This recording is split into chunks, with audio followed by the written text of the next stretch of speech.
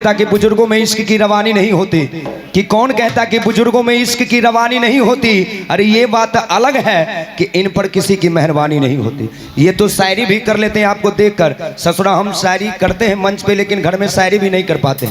आपको पता है ना, शादीशुदा है और शायरी घर में नहीं बोल पाते हैं। सरमंच के माध्यम से बोल लेते हैं लेकिन घर में नहीं बोल पाते हैं। एक दिन अचानक मजाक मजाक में पत्नी के सामने दिलवाले का वो शायरी बोल दिया कि हमें तो अपनों ने लूटा, गैरों में कहाँ दम था, मेरी कश्ती वहां डूबी जहां पानी कम था। पत्नी हमसे भी टैलेंटेड तुरंत जवाब दे दी कि तुम थे ही गधे, तुम्हारे भेजे में कहाँ दम था, कि तुम थे ही गधे, तुम्हारे भेजे में कहाँ दम था। अरे ससुरा वहां कश्ती लेके काहे गया था जहां पानी कम था। नहीं, सच्ची बात बता रहे सर। और पत्नी के सामने ना ही गुस्सा कर पाते हैं। एक दिन गुस्से में आत्महत्या करने के लिए घर से बाहर जा रहा था। पत्नी गेट पर बोली कहाँ जा रहे, बोले मरने जा रहे। बोली झोला लेके जाओ। बोले ससुरी मरने जा रहे, झोला कहाँ है। बोले गुस्सा ठंडा हो जाएगा ना तो उधर से 2 किलो टमाटर लेके आना। भाई सब झगड़ा इतना बढ़ गया कि झगड़ते झगड़ते सो गए। सुबह हुई, एक गिलास लिया, उसमें थोड़ा सा गर्म दूध डाला, थोड़ा सा घी डाला, पत्नी के सामने खड़ा हो गया। पत्नी खुश हो गई, बोली वाह, रात में जो झगड़ा हुआ उसका माफी मांग रहे हो। हम बोले पगली माफी नहीं मांग रहे। अरे माफी नहीं मांग रहे, आज नाग पंचमी है, नाग इनको दूध पिला रहे। अरे आपको नहीं पिला रहे, नाग इनको पिला रहे।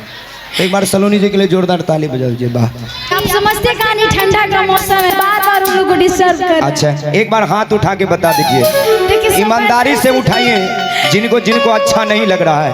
नहीं, सबको अच्छा लग रहा है। कैसे बोल रहे, कोई उठाया हाथ। देखिए महिलाएं चांद पर जा रही है ना। हाँ। एक आध बार ताली इधर से भी बजवाइए, तब ना ये लोग रहेंगे। इतना ज्यादा ठंड है, एक आध बार ताली बजवा दीजिए उधर से। एक बार जोरदार ताली बजा दीजिए, देख लिए। अच्छा, ये होता है जोरदार देखना है। हमेशा इन लोगों को पीछे पड़े रहते हैं, ऐसा कोई बात थोड़ी हुआ। कहने का मतलब ये है कि ये मीरा की अमर भक्ति है, जहर से मर नहीं सकती। कि ये मीरा की अमर भक्ति है, जहर से मर नहीं सकती। और ये झांसी वाली रानी दुनिया में किसी से डर नहीं सकती। कि स्वर लता मंगेशकर, सानिया मिर्जा चाहे हो मैरी, असंभव क्या है दुनिया में जो नारियां कर नहीं सकती। नारियां सिर्फ एक ही काम नहीं कर सकते कि ताली नहीं बजा सकती है। अभी बजाइए ना, महिलाओं का हाथ 2 ही बार उठता है चाचा जी। एक बार सुबह सवेरे रोटी बनाने के लिए थप्पड़ थैया ले गोसैया, और दूसरी बार अगर अभी पता लग जाए कि पड़ोसी से झगड़ा हो गया तो यहीं से गाली देते हुए जाएगी कि ईटा खाएंगे, बालू खाएंगे, दुमाला खाएंगे, बेटा खाएंगे, सब खाएंगे। हे माता, काहे सब खा रहे हैं, है ना। ताली बजा दीजिए एक बार, है ना। चलिए आइए, शिवेश जी का स्वागत करते एक बार पुनः वो आ जाए। कुछ लोगों को तो इतनी ठंड लग रही है कि बीच बीच में खैनी भी लटा के खा रहे हैं। खाइए, कोई बात नहीं है ना। कहते हैं कि जितनी जिंदगी दी उतनी जी मैंने। भैया थोड़ा सा प्लेन कर दीजिए इसको। हाँ, कि जितनी जिंदगी दी उतनी जी मैंने। अरे किस्मत में लिखा था पी तब जाकर पी मैंने। अगर मैं ना पीता तो उसका लिखा गलत हो जाता। उसके लिखे को निभाने के लिए अगर पी तो कौन सी गुनाह की मैंने, है ना। खाते रहिए चाचा जी, कोई दिक्कत, लेकिन बगल वाले से भी पूछिए खाएगा कि नहीं खाएगा, है ना। क्योंकि बीड़ी पीने वालों ने कमाले पाक कर दिया, कि बीड़ी पीने वालों ने कमाले पाक कर दिया। अब कुछ नहीं मिला तो पड़ोसी का बिस्तर जला के राख कर दिया। कि अगर गंदगी हो पसंद तो पान खाना सीख ले, कि अगर गंदगी हो पसंद तो पान खाना सीख ले।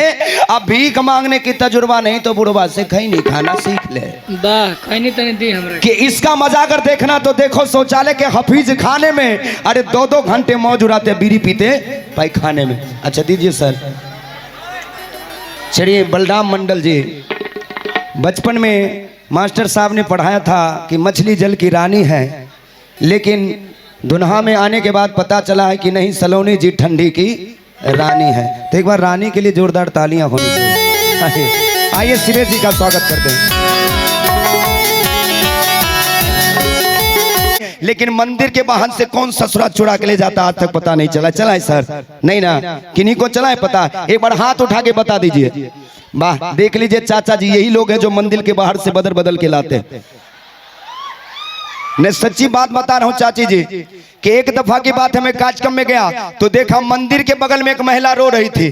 तभी उधर से दूसरी महिला आई, बोली है बहन काहे रो रही हो। तो रोती हुई महिला बोली कि बहन देखो ना, पति से पैसे चुरा के एक सैंडल खरीदी थी, किसी ने उठा लिए। भाई सब दूसरी महिला बोली कि बहन मत रो, थोड़ा गम खा, थोड़ा ठहर ले, और जैसे ही मौका मिले ना दूसरी की पहन कर निकल ले। और सुन बहन, तुमसे एक बात है कहनी, अरे हमने भी दूसरी की है पहनी।